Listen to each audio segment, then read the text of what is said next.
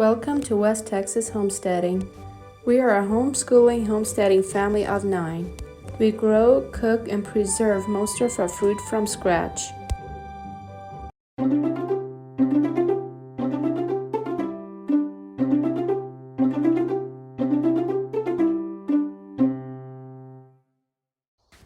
In this video, I'm going to show you how I make sourdough flour tortillas from scratch.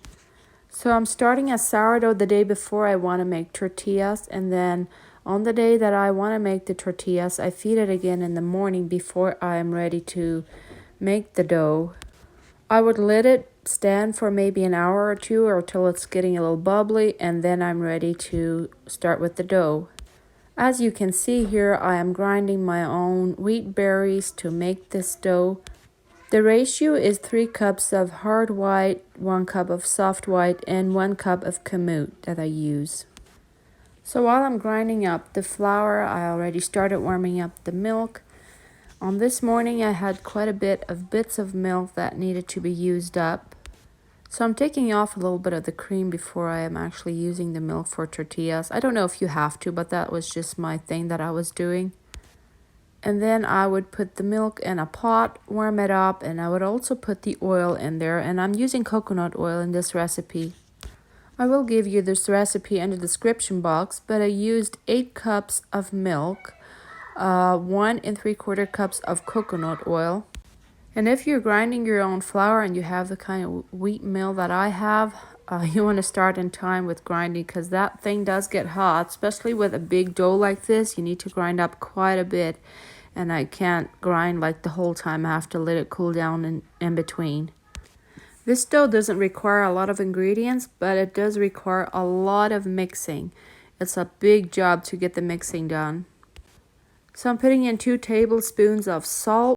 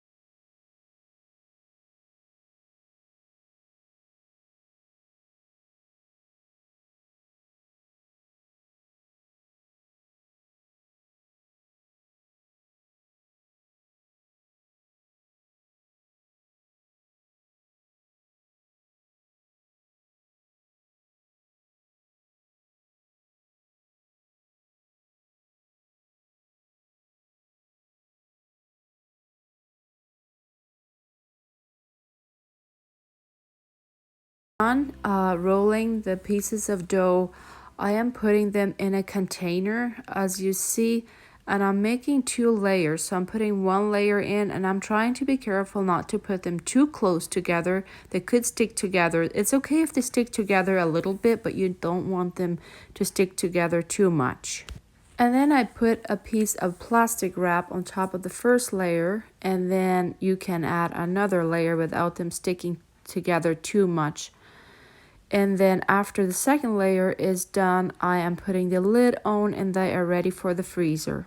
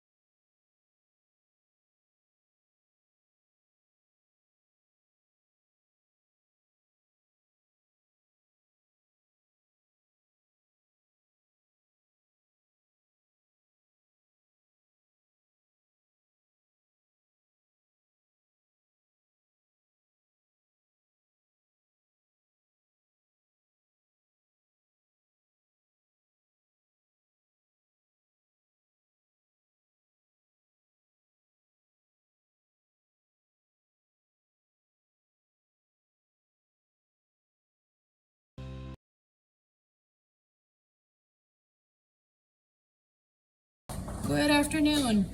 So today we're gonna do something else than we have ever done before. I've never done this before, but it's quite exciting for me. So we have lots of extra milk, and that always brings me to think about what else could I do with my milk.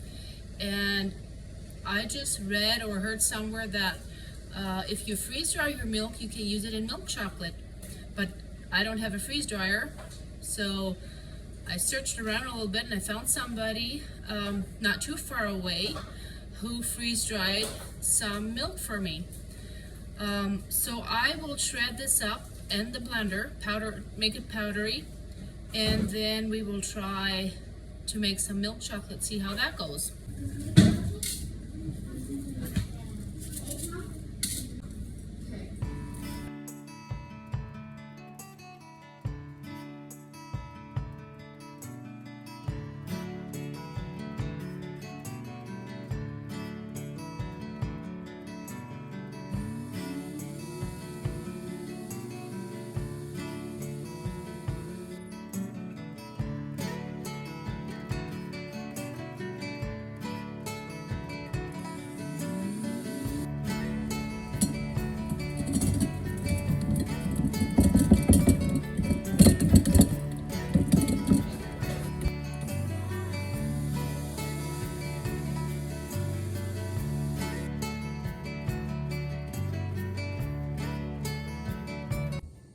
Okay, so I've got it powdered up, and it gives me 4-quart mason jars of powdered milk. I am very excited to try this. This is just another way to get nutrition into my family, something that we have grown and raised ourselves on our yard, and that just gives me a very satisfying feeling to know what I'm putting in the products. And then this chocolate is going to be a treat for them, but at the same time fill their tummies with nutrition. Okay, so the recipe calls for like a powdered sugar. I wanted to use this. This is an alternative to sugar, but this is not powdered. So I'm gonna see if I can actually powder it in my Vitamix.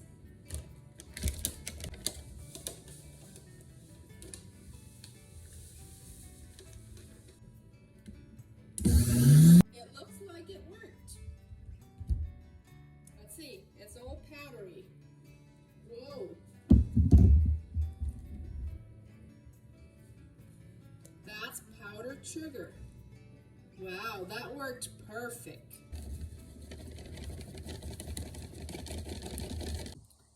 Okay, so I have all my ingredients here that I'm gonna need. I will get me this container ready. I will put plastic wrap in it, and then I will try pouring the chocolate in. The other option is to use cupcake liners. That would probably work good too, but I just thought that I was going to try the pouring.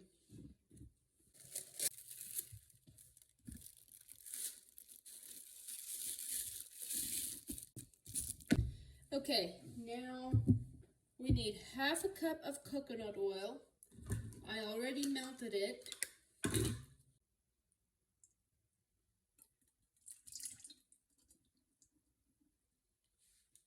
And then we need a quarter cup of dry milk powder.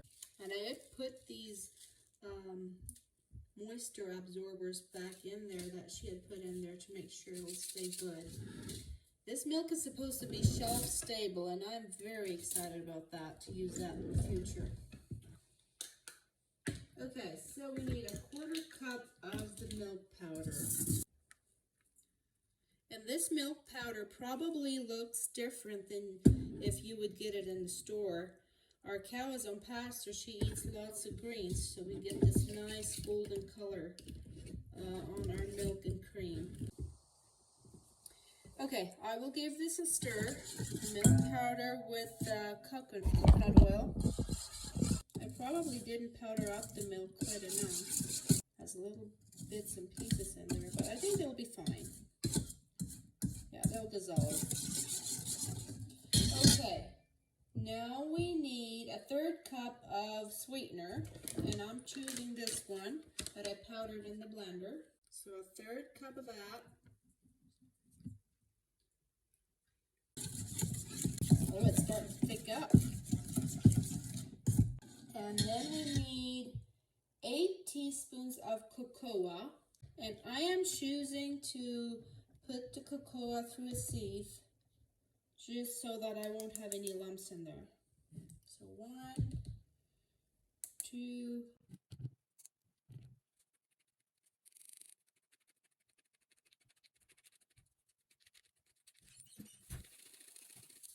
now another 4.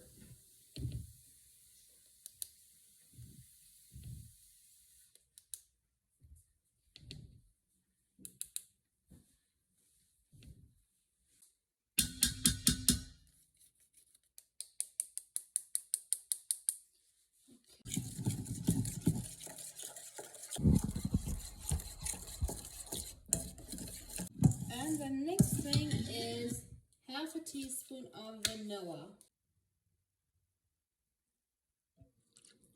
Now this recipe is not a whole lot, so I'm not sure if I'm going to use the container I got out. I probably will have to get a smaller container, but that's okay. I like to make a small recipe to try first. I will add some almonds to this recipe.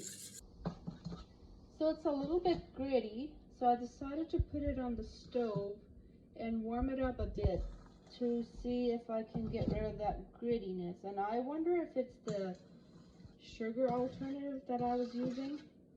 It was completely powdered, but somehow it looks a little bit, I think it's the sugar. We'll see after we have warmed it up a bit if it makes a difference.